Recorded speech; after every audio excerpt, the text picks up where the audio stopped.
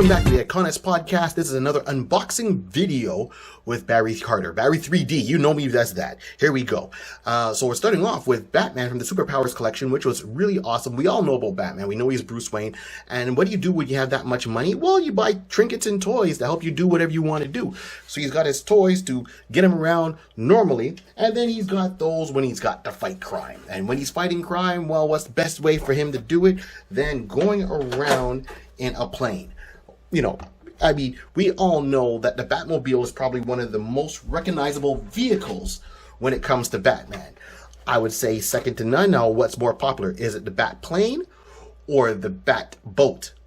Those ones have had different variations over the years, and the first Batplane was introduced in 1939, and it was kind of like a gyro plane. It had a helicopter blades at the very top of it, but it was also made as a plane. And then he updated it to a military-looking plane that was experimental, so that was the Batplane, so to speak. And it had different variations of it, and he's had to paint different paint jobs. And then finally, in 1989, you know, as we could know as Batman 89 with Michael Keaton, Tim Burton turned around and wanted to kind of give everything a new twist. So he did an updated version of the Batmobile, gave it a new look with the long front, the wings to kind of represent it. And that's still being carried on today as what the Batmobile would look like. And then he updated the Batplane to the Batwing. He wanted something that was more smaller, that would fly in between the cities, towers. And not for so much long distance travel, but more like urban warfare is how he was looking at Batman at the time. And this is what they came up with. So they came up with the Batwing, as they call it. Very mobile, easy to fly around and get him around. And when he needs a heavy artillery, it has that on too. I know at one point they wanted to have lasers on it, and then they turned around and went more military kind of thing and did it that way. So, you know, you had different people that had, I would say, were the fathers of the Batwing. So you had David Russell, who helped create, unused Batwing designs earlier on in the process, and had a new approach on what the Batplane would look like. You know, and was designed by Julian Caldro. So it was a combination of themselves. And of course, Sam Hand's drafts for the film of Batman 1989 one with Michael Keaton, he referred to it not as the Batplane, but as the Batwing. So, you know, as it shows, a lot of different people had influences when it came to designing this piece of hardware for the Dark Knight. Wow. Of course, you know, at this point, there's no Robin involved. So it's just got a single seat, how it was designed in the movie. Once again, I know it's shown here. What I would say for this is great work for Todd McFarlane. I would still like to see him do his variation of Batman, Robin, the Batmobile, the Batboat, and the Batplane from the Further Ventures of Batman, that Filmation series that ran for a while. And that's where I really loved it. It still had the voices of Adam West and Burt Ward portraying the Caped Crusaders, along with the people from the original series 2 coming back and doing the voices for the characters they portrayed. So I like this. I like the Jim Lee art back here. You can always recognize Jim Lee's art from his lines, his styles, his positions, how he puts the characters. And we're going to open this up as delicately as possible. Once again, he's not wearing his cape, but you can see the cape is in there. It doesn't look like it's attached to, oh yeah, it is attached to something. It's got that little taggy thing, and that's what I was talking before about when I was doing Wonder Woman, is this tag thing is like, why? Because when you undo it, it means there's already a hole in the item. It's like when you buy a pair of jeans and it has a hole in the item, because you have to undo that little tab. That's just so, why? It bugs me. So I'm trying to do this in a way to save the card, and it's okay if I don't save the card, because I said I bought 2. So I've got this one that I'm opening, and I got another one that I'm going to always keep sealed, because that's the Gemini collector in me. And shout out to my brother who does this all the time, where he'll turn around and he'll buy 2 of everything. I swear. My brother is, I guess, the original version of, Two-Face. He's not a Two-Face person, but he's got to have doubles of everything. And that's something I never used to do when I was younger. But him collecting, that's what he does now. And I see why. It makes sense. A little bit more on the budget. But hey, this way he gets to enjoy the look and gets to enjoy the figure too at itself. So, sorry I had to turn around here and cut out this little... Right now, what? There's a hole in the cape. Look, I don't know if you see it. Yeah, you can see it. There's a hole in the cape. Sucks. Okay, so the cowl is not on, but he's got a slit back here that keeps it so it can just slide right out. Makes that really nice and easy. So put that right down here. Then we're going to take him out of the carbonite.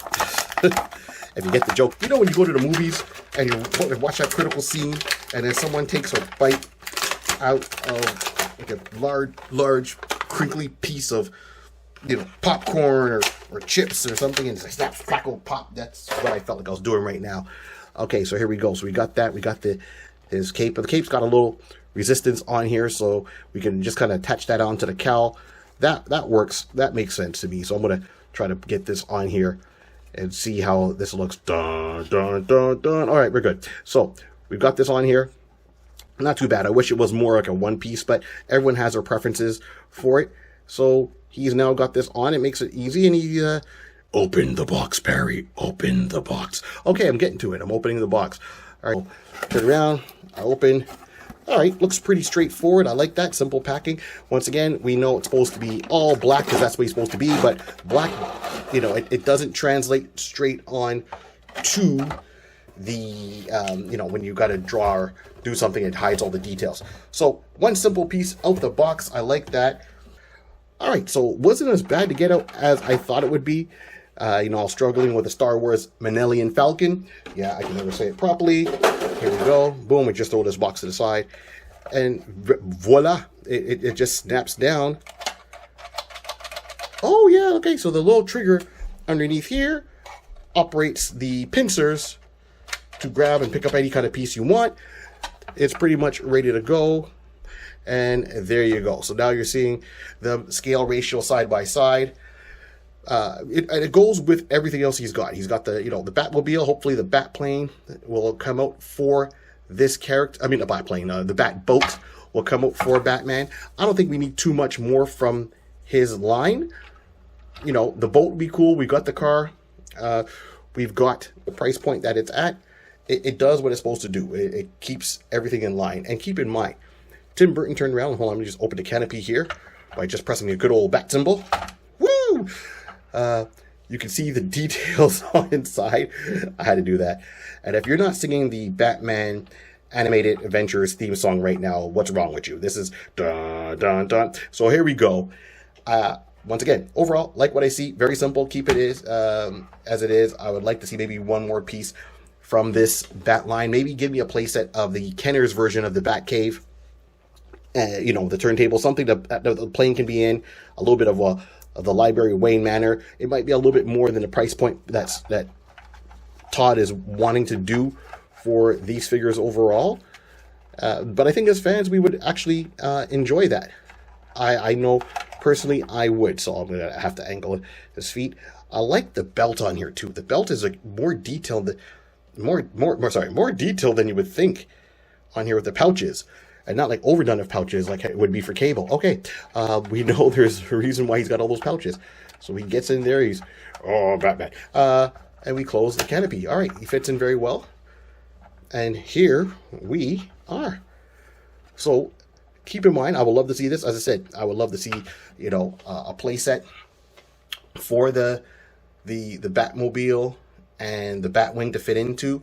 Give me the Batboat for the Superpowers collection. Can't go wrong. A little bit of a Wayne Manor / Bat Cave, but it has to have a spot for the vehicles. You know, usually they always make it for just the car. I would say give me a hangar bay that you can do this in. And in fact, that you could like roll this up here. It makes sense that I can kind of squeeze that in there somewhere. That would be my only, you know, on my wish list, so to speak. And that, my friends, is that. So once again, thank you for tuning into the iConis podcast. Remember, like, subscribe, share, rate, and review. Every Tuesday, we're dropping a video. Every Wednesday, you find us where you get your podcast from. We use Podbean as our hosting site. And this whole world was made by a pencil, a piece of paper, and lots of imagination. My friends, keep on dreaming. And we're out.